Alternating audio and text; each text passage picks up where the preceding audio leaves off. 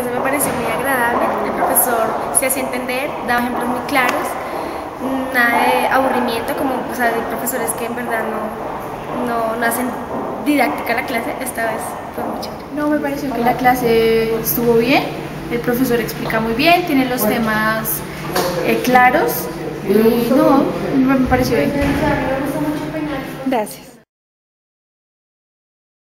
Ok, el día de hoy vamos a hablar del concepto de aprendizaje y del concepto de condicionamiento, y vamos a hacer una distinción que es fundamental en el contexto del análisis experimental del comportamiento, como es la distinción que se hace entre condicionamiento respondiente y condicionamiento operante, para profundizar en 4 conceptos fundamentales del condicionamiento operante. Ok, en el contexto del análisis experimental del comportamiento, la premisa fundamental es que el comportamiento es función de los cambios del ambiente, es decir, yo cambio mi conducta cuando el ambiente cambia. Nosotros podríamos establecer cambios, diferentes tipos de cambios, en nuestro comportamiento en función de los diferentes tipos de cambios en el ambiente. Entonces, uno podría pensar, por ejemplo, que un reflejo es un cambio en el comportamiento que se da en función de un factor ambiental. Es decir, si yo tengo el ojo abierto y alguien me sopla el ojo, ese cambio en el ambiente, que es el soplo en el ojo, produce parpadeo. Entonces ahí estamos hablando de un reflejo. Cuando hablamos de aprendizaje, hablamos de que el cambio en el comportamiento es suficientemente duradero y se cambian ciertos mecanismos en el comportamiento, y que este cambio además no puede ser atribuido a otro tipo de factores, como por ejemplo la maduración biológica o la fatiga muscular. Tampoco puede ser atribuido a la adaptación social. Si ustedes lo quieren, en el contexto del análisis experimental del comportamiento hay una distinción básica entre la conducta que es biológica y la conducta que es psicológica. La conducta que es biológica se caracteriza por ser relativamente estereotipada y estable en el tiempo, y depende fundamentalmente de las propiedades físicas y químicas de los estímulos, así como de la configuración reactiva biológica del organismo. Es decir, si ustedes piensan en el ejemplo del parpadeo, entonces yo parpadearé dependiendo de si el soplido tiene suficiente intensidad y si estimula adecuadamente una región de mi ojo y si además mi ojo funciona normalmente. ¿Okay? Eso sería conducta biológica.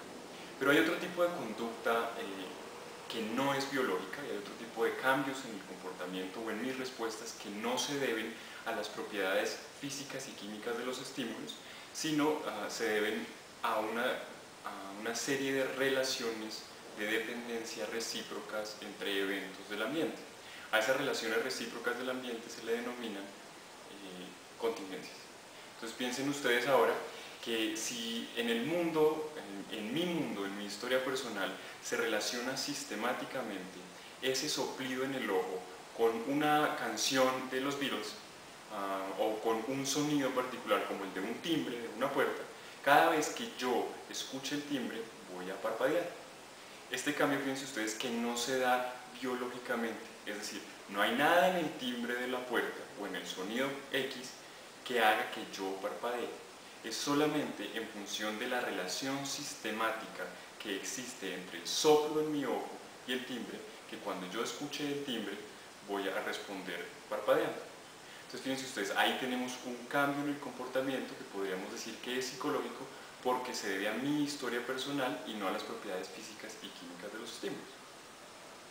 Ok, en el mundo de lo psicológico entonces uno podría hacer una distinción bastante gruesa de 2 tipos de comportamiento. Un tipo de comportamiento que se ha denominado respondiente, y que se denomina respondiente porque es fácilmente identificable el estímulo que produce esta respuesta, como en el caso del ejemplo anterior. Sabemos que el estímulo del timbre produce el parpadeo, que es condicionado, es decir, para que el parpadeo se dé, se requieren ciertas condiciones y ciertas relaciones entre esas condiciones para que yo pueda parpadear ante el timbre. Entonces ahí tenemos un primer tipo de condicionamiento o un primer tipo de comportamiento que es respondiente porque yo puedo identificar claramente el estímulo al que respondo. ¿Okay? Pero hay otro segundo tipo de comportamiento en el que yo no puedo identificar, o por lo menos no es relevante identificar el estímulo que produce la respuesta. Ok, piensen ustedes por ejemplo en caminar. ¿Cuál es el estímulo de caminar? ¿Es el piso? ¿Es mi meta? ¿Es algo que pasa en mi cerebro? No lo sabemos. No importa. En este tipo de conducta que aparentemente o que tradicionalmente en el contexto de la filosofía ha sido denominada como conducta voluntaria, es lo que en el análisis experimental del comportamiento se denomina conducta operante. Y es operante porque no importa a qué responde, sino que importa qué consecuencias produce en el medio ambiente. Entonces, en mi medio ambiente, que a su vez va a generar cambios en mi comportamiento y por lo tanto aprendizaje.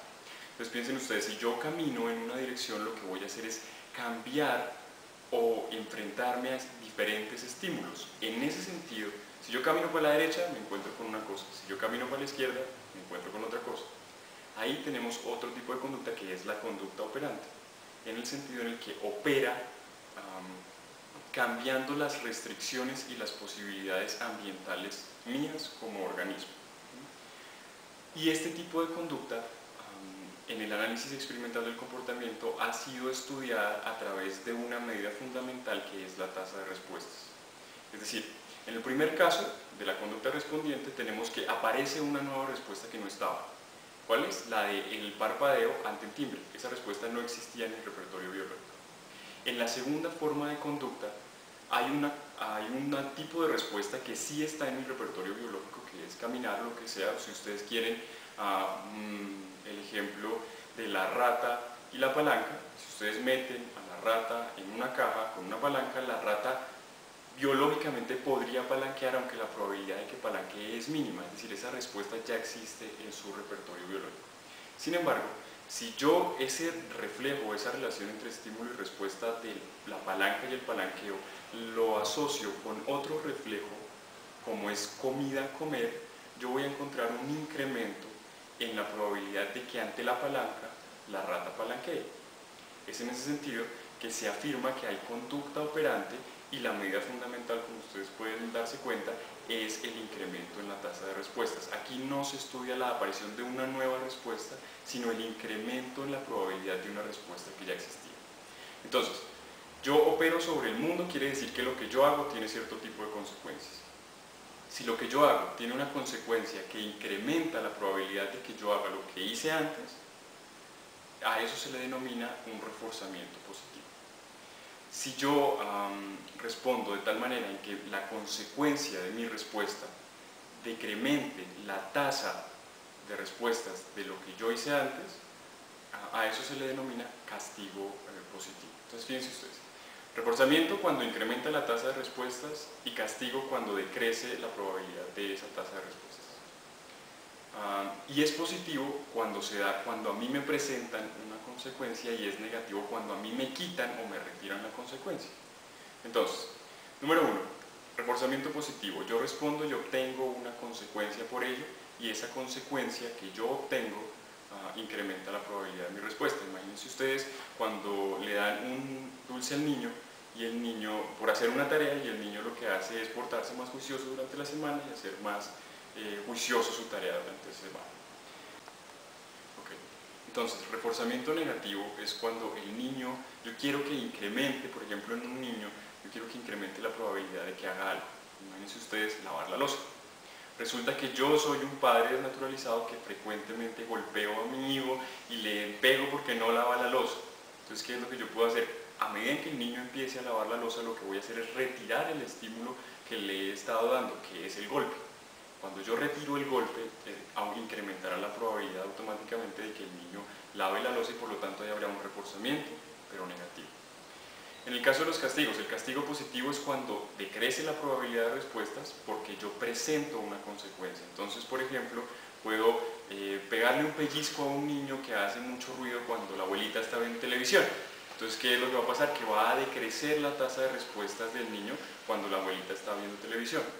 Y por último, tenemos el castigo negativo, que es cuando decrece la probabilidad de la respuesta, cuando yo retiro un estímulo. Entonces, por ejemplo, podemos hacer lo mismo, que el niño deje de hacerle bulla a la abuelita cuando está viendo televisión, si yo le retiro, por ejemplo, el PlayStation. Digo, tú no tienes derecho a jugar PlayStation hoy porque le hiciste ruido a tu abuelita. Y ahí voy a encontrar un decremento en la respuesta. Esos son los 4 principios fundamentales del reforzamiento y del castigo en el condicionamiento operante.